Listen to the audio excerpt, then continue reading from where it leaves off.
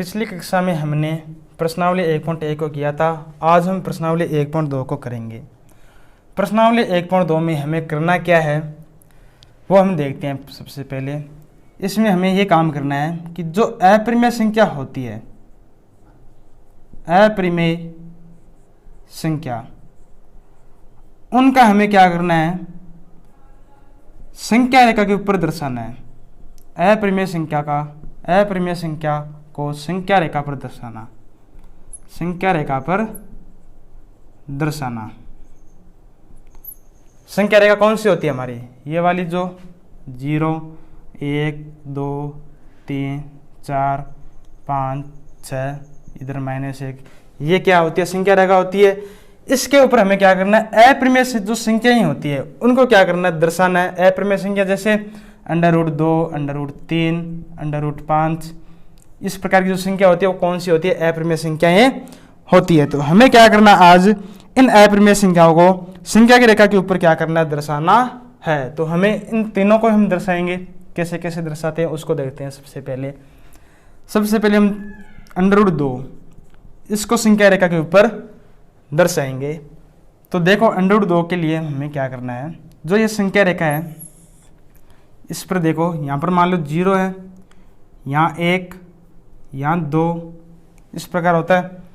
तो ये जो बिंदु है, इस बिंदु से लेके यहाँ तक ये दूरी कितनी है, 1 है।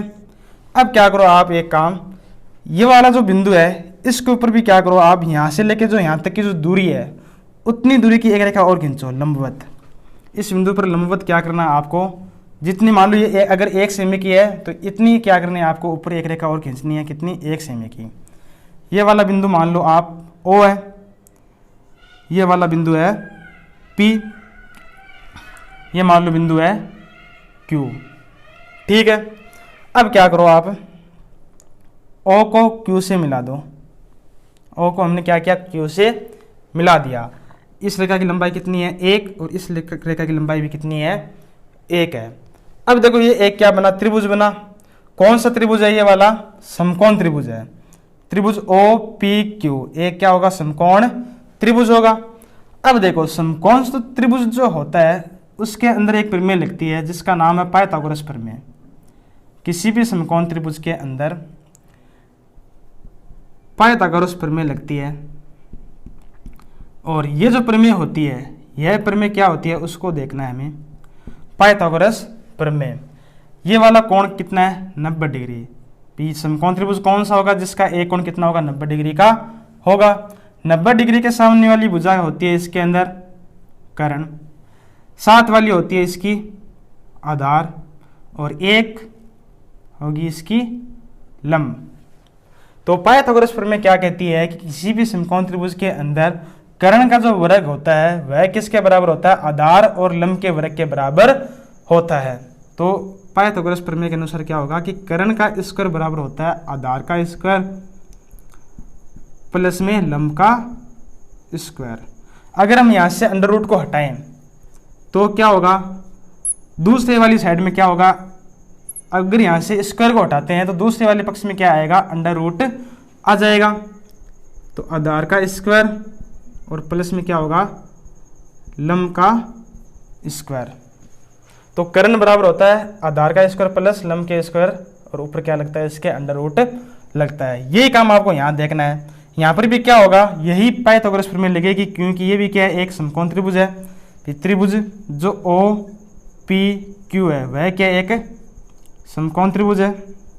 तो इसमें पाइथागोरस प्रमेय लगेगी। तो पाइथागोरस प्रमेय से देखो क्या होगा कि ये जो रेखा है OQ, इसकी हमें क्या हो जाएगी, लंबाई प्राप्त हो जाएगी, क्योंकि आधार हमारे पास है और लंबी हमारे पास है। तो OQ बराबर क्या होगा, आधार का स्क्वायर यानी 1 का स्क्वायर प्लस में क्या होगा, लंब का स्क्वायर। लंब भी कितना है इसका, PQ, 1 का स्क्वायर बराबर 1 का वर्ग कितना होता है, 1, और इस 1 का वर्ग भी कितना होगा, 1 ही होगा। तो 1 और 1 कितना हो जाएगा, 2 हो जाएगा, और ऊपर क्या लगा हुआ है, इसके √ लगा हुआ है। यानी कहने का मतलब जो O से लेके Q तक की लंबाई है वह कितनी होगी, √2 होगी। O से लेके जो Q तक की लंबाई होगी वह कितनी होगी, 2 होगी।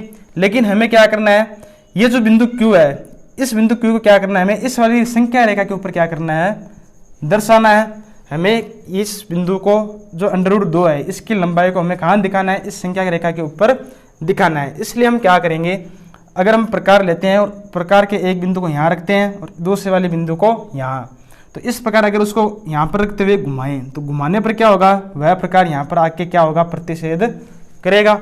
यानी कहने का मतलब O से लेके यहाँ पर जो चाप कटेगा, उस चाप की लंबाई कितनी होगी, √2 होगी।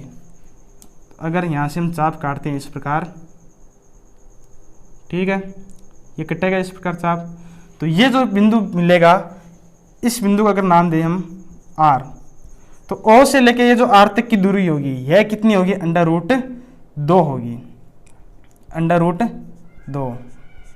तो हमने इस प्रकार क्या कर दिया, संख्या रेखा के ऊपर √2 की स्थिति दिखा दी। कहाँ पर होगा, √2 बिंदु R पर होगा। ठीक है, ये काम करना है हमें, √2 की स्थिति दिखा दी। इसी प्रकार हमें क्या करना है, √3 की स्थिति भी दिखानी है। √3 के लिए देखो क्या करना है, यहाँ कर लेते हैं। √3 की स्थिति संख्या रेखा के ऊपर, सबसे पहले तो यही काम हम क्या करेंगे, संख्या रेखा बनाएंगे और उस संख्या रेखा के ऊपर ये वाला बिंदु 0 है, यहाँ पर 1 होगा, यहाँ 2, यहाँ 3, इस प्रकार संख्या आगे और पीछे भी है।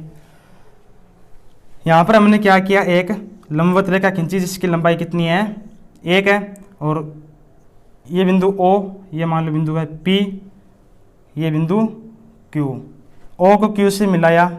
और पिछले सवाल से हमने देखा है कि ये जो लंबाई होगी, यह कितनी होगी, √2 होगी, इसकी लंबाई होगी 1 और इस रेखा की लंबाई भी कितनी होगी, 1 होगी। अब देखो आगे हम क्या करते हैं, बिंदु Q से एक लंबवत रेखा खींचते हैं। रेखा OQ के ऊपर बिंदु Q से हम क्या करते हैं, एक लंबवत रेखा खींचेंगे और वह जो लंबवत रेखा होगी उसकी लंबाई कितनी होगी, उसकी हम लंबाई लेते हैं इसके अंदर 1। इस लंबवत रेखा की लंबाई भी हमने कितनी ली है, यहाँ पर 1 ली है। ये रेखा यहाँ पर क्या होगी, 90 डिग्री कोण बनाएगी। और इस वाला ये जो बिंदु है, इस बिंदु को हम क्या करेंगे, बिंदु Q से मिला देंगे। इस बिंदु को हमने बिंदु Q से मिला दिया। अब देखो ये बिंदु नाम दे दो आप, मान लो बिंदु है R, ये वाला बिंदु है R। अब देखो त्रिभुज OQR, OQR, ये त्रिभुज है OQR। ये जो त्रिभुज बना, ये भी क्या होगा, एक समकोण त्रिभुज ही होगा। और समकोण त्रिभुज में हमें पता है क्या लगती है, पाइथागोरस प्रमेय लगती है। और 90 डिग्री के सामने की जो भुजा होती है वह क्या होती है, कर्ण होती है। तो हमें क्या करना है, इस कर्ण का मान निकालना है। भाई हमारे पास ये वाली भुजा कितनी है, √2 है, और इस वाली भुजा को हमने कितना बनाया है, 1 बनाया है। तो इसलिए इस भुजा का मान हमें ज्ञात करना है।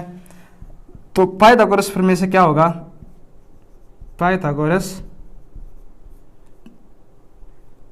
प्रमेय से जो OR है उसकी लंबाई हम प्राप्त कर सकते हैं। कर्ण बराबर क्या होता है, √ के अंदर आधार का स्क्वायर, आधार कितना है इसका, √2, तो √2 का स्क्वायर प्लस में लंब का स्क्वायर, लंब कितना है इसका, 1 है, तो 1 का स्क्वायर, आधार इसका √2 और लंब कितना है इसका, 1। जब √2 का वर्ग करते हैं तो कितना मिलेगा हमें, √2 का वर्ग कितना आएगा, 2 आएगा, √ हट जाएगा और 1 का वर्ग कितना होता है, 1 ही होता है।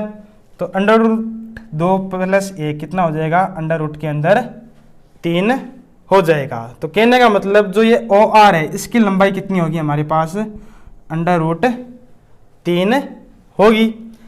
तो हमने √3 लंबाई की एक रेखा प्राप्त कर ली है। अब क्या करना, आपको प्रकार लेना है, उसको यहाँ तक खोलना है और उसको हम क्या कर देंगे, इस प्रकार घुमा देंगे। तो घुमाने पर क्या होगी, ये जो चाप है ये क्या होगा, इस संख्या रेखा को यहाँ पर कहीं पर क्या करेगा, प्रतिच्छेद करेगा। ये वाला बिंदु मान लो आप क्या है, S है, और ये जो बिंदु S है ये किसको निरूपित करेगा, √3 को निरूपित करेगा। तो इस प्रकार हम क्या कर सकते हैं, √3 की स्थिति का निर्धारण कर लेंगे। आया समझ में। एक और करते हैं हम अंडर रूट 5 की स्थिति का निर्धारण। तो अंडर रूट 5 के लिए देखो संख्या रेखा बनाएंगे। ये जो संख्या रेखा है इसके ऊपर यहाँ पर 0 1 होगा, 2 होगा, 3 होगा, इस प्रकार दोनों तरफ संख्याएं होंगी। अब देखो हम इसमें अब क्या करेंगे, 0 से लेकर 2 तक पूरी एक रेखा लेंगे। ये वाला बिंदु मान लो O ही है और ये वाला बिंदु है P, ठीक है, बिंदु O और ये वाला बिंदु P। तो O से लेकर P तक की लंबाई कितनी हो गई, 2 लंबाई है इसकी, 2 इकाई लंबाई है। और बिंदु P पर हम क्या करेंगे, एक सेमी की रेखा खींचेंगे। बिंदु P पर हम क्या करेंगे, 1 सेमी की रेखा का निर्माण करेंगे। और ये वाला बिंदु ले लो आप, बिंदु Q। O को क्या करना, आपको Q से मिलाना है, मिला दिया इस प्रकार। तो ये जो त्रिभुज बनेगा OPQ, ये क्या होगा, एक समकोण त्रिभुज होगा। और समकोण त्रिभुज में हम क्या लगा सकते हैं, पाइथागोरस प्रमेय लगा सकते हैं। तो त्रिभुज OPQ में हम क्या लगाएंगे, पाइथागोरस प्रमेय लगाने पर, प्रमेय लिखनी है आपको। प्रमेय क्या होती है कि कर्ण बराबर क्या होता है, अंडर रूट में आधार स्क्वायर प्लस लंब स्क्वायर। तो कर्ण कितना है यहाँ पर, 90 डिग्री के सामने की भुजा OQ, ये किसके बराबर आएगा, अंडर रूट के अंदर आधार का स्क्वायर, आधार है हमारे पास O से लेके P तक, कितना आधार 2 है, तो 2 का वर्ग कितना होगा, 4 होगा, प्लस लंब का स्क्वायर, लंब कितना है 1 और 1 का वर्ग भी कितना होता है, 1 ही होता है। तो 4 और 1 कितना हो जाएगा, 5 हो जाएगा। यानी OQ की जो लंबाई है वह कितनी आएगी, अंडर रूट 5। तो इस प्रकार हमें अंडर रूट 5 की क्या मिल जाएगी, बिंदु O से एक रेखा प्राप्त हो जाएगी। और उसकी सहायता से हम क्या करेंगे, अंडर रूट 5 को हम क्या करेंगे, संख्या रेखा के ऊपर दिखा पाएंगे। तो हम क्या करेंगे, यहाँ से लेके यहाँ तक प्रकार खोल लेंगे, इस प्रकार हम क्या कर देंगे, उसको घुमाएंगे। तो यहाँ पर ये चाप काटेगा, ये जो बिंदु होगा वो किसको निरूपित करेगा, अंडर रूट 5 को निरूपित करेगा। तो इस प्रकार हम क्या कर सकते हैं, संख्या रेखा के ऊपर जो अपरिमेय संख्या होती है उनको दर्शा सकते हैं।